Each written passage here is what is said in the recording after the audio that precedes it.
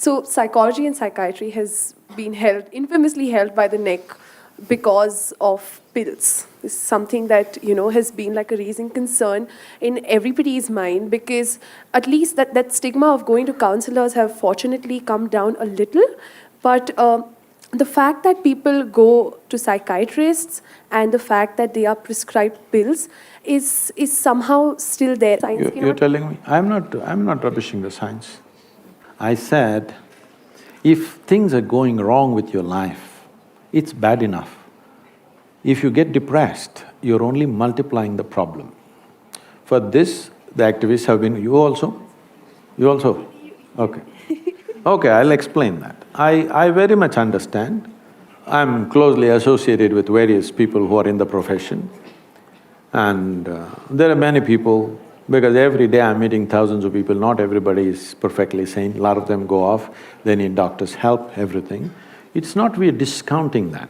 But if you do not bring the fundamental responsibility in every human being that their physical and mental health is their business, if you do not bring this from an early age, you will see a lot more people will go off. Don't think everybody is pathologically ill, no.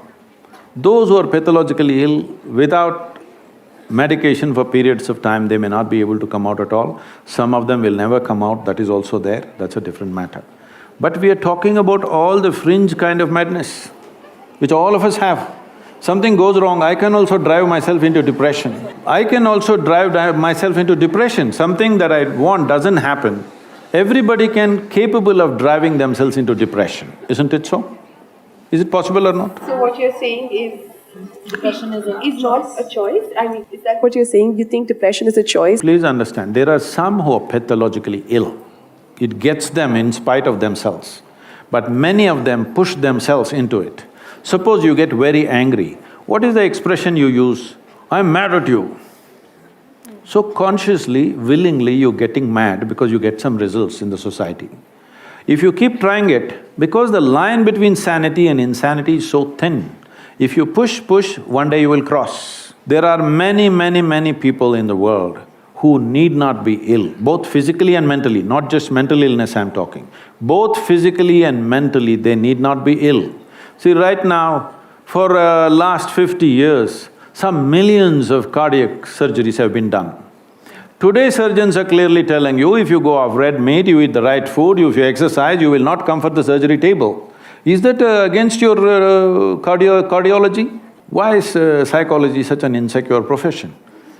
Absolutely not. There's a certain diagnostic criteria for… So, I might be sad, I might be extremely sad, but that does not mean that I am depressed. I am entitled to my sadness. See, please, who doesn't know this? Do I look so simplistic that I don't understand somebody is sad and somebody is depressed? But is it possible that many people push themselves into depressive states at certain times in their life, and the same people also came out in a determined way? Is it there?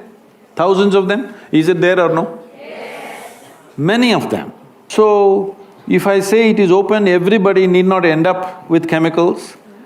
Maybe it's against a particular profession, but we're talking for humanity. Right. Thank you, Sadhguru. Although I don't think Anjali is fully convinced on the answer's tangent. Questions? How do you get fully convinced or not convinced on a fact? If it's your opinion, you can be convinced or not convinced. Is it a fact that many of you, I'm saying most of you are young, you've not seen much life, but even in this little life that you have seen, there were moments when you crossed your sadness and became depressed for a few days. Has it happened to you? Yes. And most of you have come out of it without anybody's help, or maybe with a friend or somebody who mentored you a little bit, have you? Yes. These are facts, these are not opinions.